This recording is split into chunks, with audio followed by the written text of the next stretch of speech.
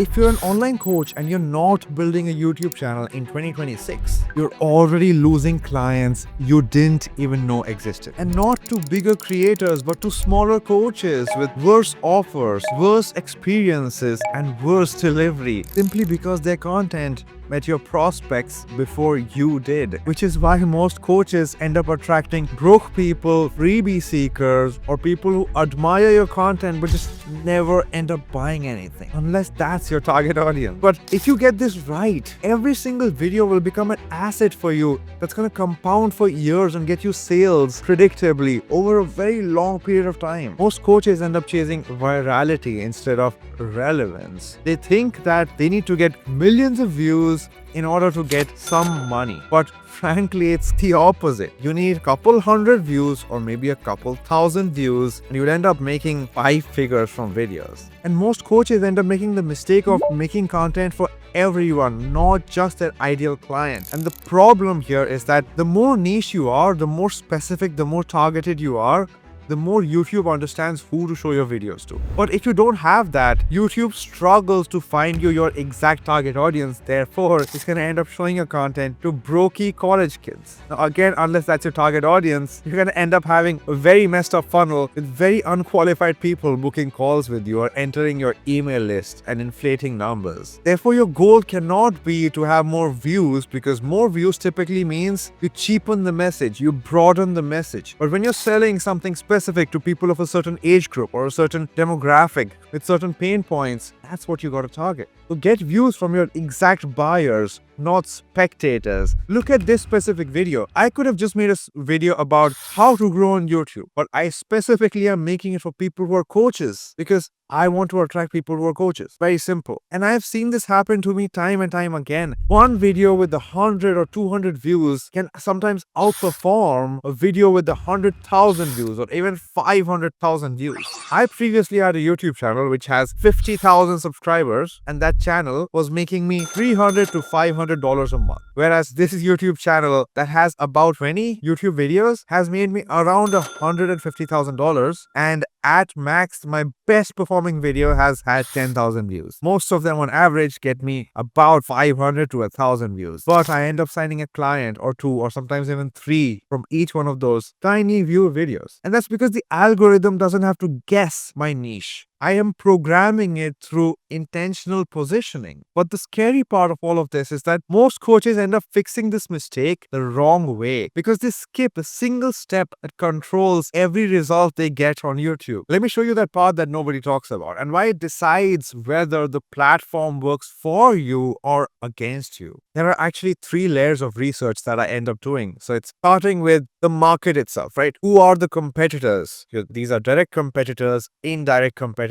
adjacent ones, alternative ones, a buttload of competitors. And we end up finding basically 8 to 10 different YouTube channels that are directly making content either for the same audience or they're indirectly making content for a similar audience. There's a template, by the way. You can just download it from the link in the description and fill it out for yourself. You can follow along or whatever, but it's templatized. It's pretty easy that way. Just follow the template, right? But it has like a lot of different things inside, the market itself, then the exact kind of things you should note down about your target audience, and then the keywords and stuff like that, how to find them. All of that stuff is inside. So you can just download that. But only after you decode those things, which for the most part, if you're an entrepreneur, you'll kind of have it figured out. You'll have an idea. You just need to put it out on paper, because the more insights that you have on exactly what they look for, how they think, how they feel about certain topics, the better you can make content that will appeal to those people. Now, all of this stuff so far really matters. Yes, it does, but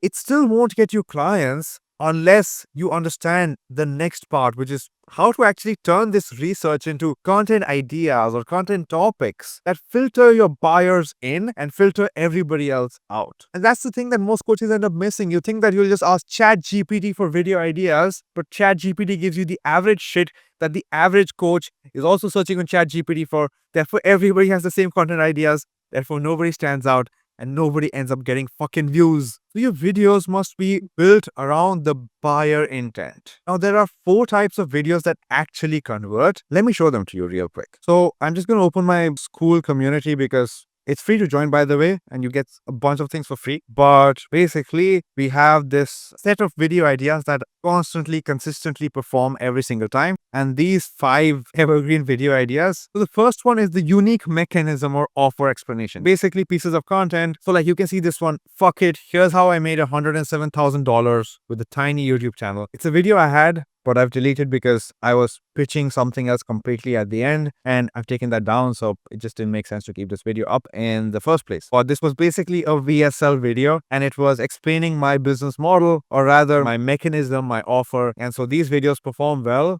They won't get a lot of views, but they convert the most number of people, right? So this video alone, the one with 280 views, had actually made me a couple $1,000s. So that was pretty good. Then another banger content type is success stories or authority building. So these are things about, the results you've gotten people. So for example, I have coached or advised MrBeast on his YouTube channel. So I made a video about that. It did well. It got me some people, but not the right people, because I'm not trying to target MrBeast viewers, but like, yeah, gotta be careful with shit like that. But it did get me some people who wanted to pay me. I just refused a lot of that. Then the third one is objection handling or common mistakes kind of content. So these are also problem solution videos. So it's like, you focus on the problem and you give a solution, right? So this video is sort of like a problem solution video where I'm basically like telling people, what they are doing wrong and what they can do better. And then the next one is the breakdown or teardown kind of video. So literally just analyze or shit on somebody else's strategy or advice. Then the next content type is the common sense content. This is the broadest, most top of funnel piece of content you'll have. So this is like, you talk about the industry as a whole. So it's like 7 biggest lies about coaching that are keeping you stuck. It's very broad, very top of funnel. So I had made this one video which was make YouTube videos 4 times faster, the 80-20 rule of YouTube. If you look at it on the surface, it's not really for the entrepreneur, although that was my target audience, but it targets a pain point of the entrepreneur. But a top of funnel video like this, what it does is it brings you eyeballs. And eyeballs are definitely important when, you're trying to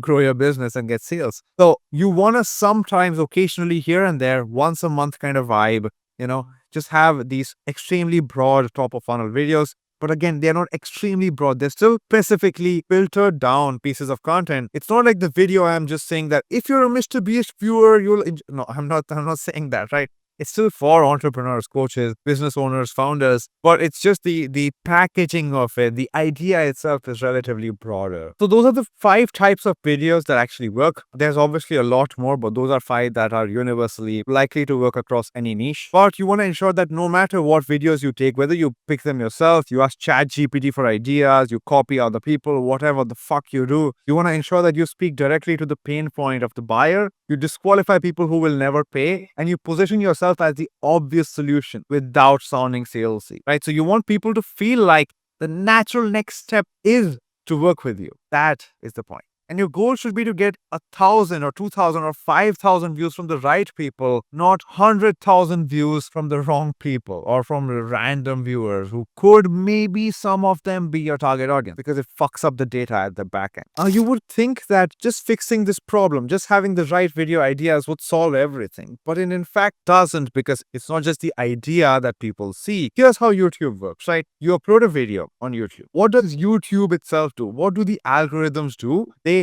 analyze every word that you spoke within the video, but especially the first 1 minute. Every single sentence that you said, every word, every phrase is analyzed to then decide who is the target audience. Then YouTube uses that transcript of the video to then match it with the title you've given YouTube and the thumbnail that you've made on YouTube. The graphic visual is called the thumbnail. That is how YouTube is looking at it. It's not that you have the right video idea, the right title, therefore all is Gucci. It's not. So what you want to do are a couple things just to, fix your shit. The first one is speak to one identity. Definitely. Focus on one problem per video. Speak in language that only your target audience understands or relates to. That's why I started this video off by talking about how even if you're a coach, people worse than you, further behind than you are signing your ideal clients, right? That's how you want to speak. You want to speak specifically to your target audience and not to people outside of it, because then it attracts the wrong people. You want to use phrases, objections, and desires that only your ideal buyers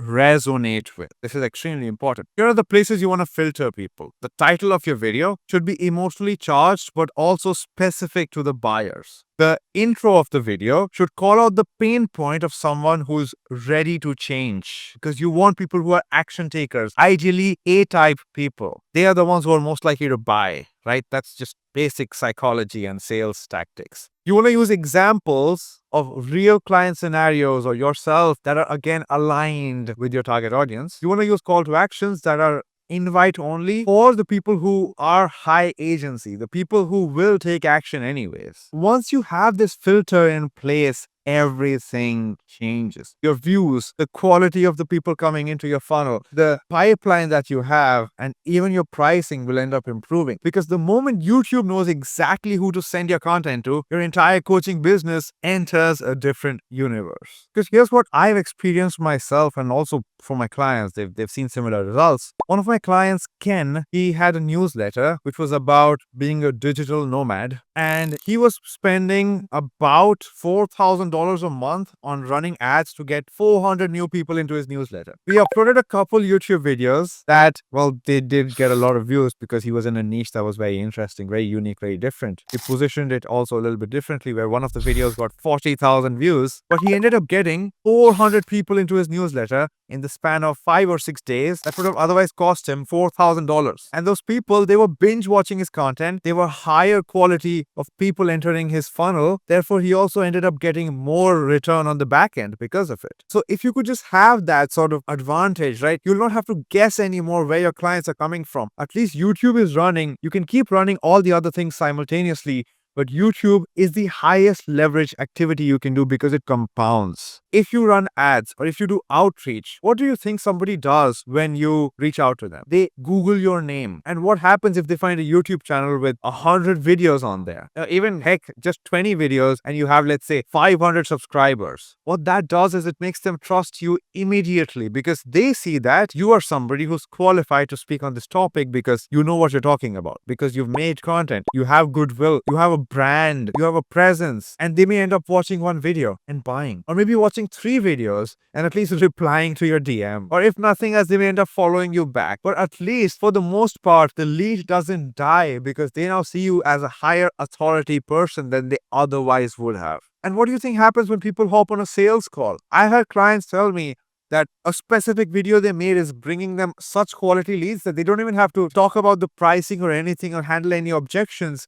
The person just comes on, they ask them, when can we start? What does the pricing look like? And do you accept Stripe payments?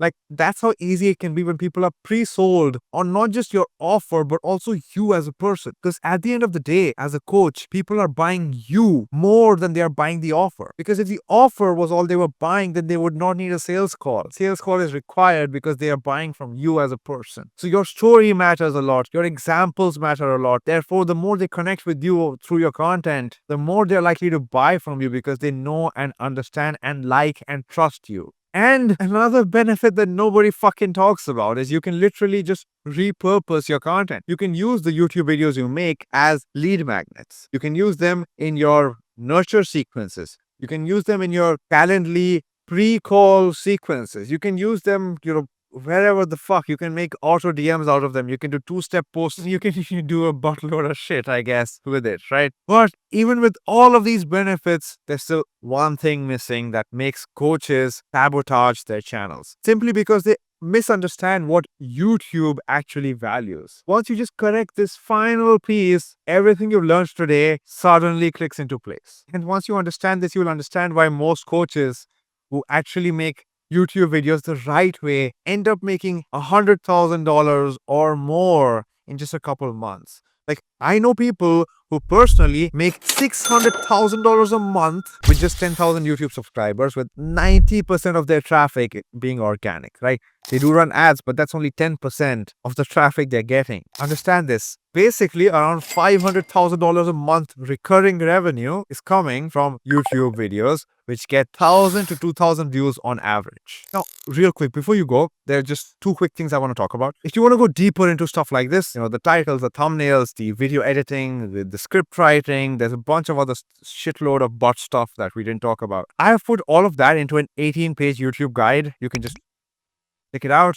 It's free, it's detailed, and you can download it from the link in the description. No email hoops, no opt-ins required, no nonsense. And if you're actually serious about like this whole YouTube thing and maybe turning it into a client acquisition engine for yourself or whatever, then the other link is where you can book a call with me. Now, I know you hate all the bullshit salesy tactics just as much as I do. Therefore, I'm not gonna trick you into talking to my sales rep because I don't have one. I'm not going to pretend this call is a free coaching session, and I'm definitely not going to try to hard close you, hard sell you into my done for you program or done with you coaching program. You already know if you want help. If you do, and you're the kind of person who is a coach and you want a done for you team, or you know that you want me to personally work with you one-on-one and coach you, you can decide to do that. Or if you just want to lurk silently in my community and consume free stuff until you're ready, go ahead. Both paths are valid. You can do it either ways. So, link number one, you can grab the free 18-page guide and join my free community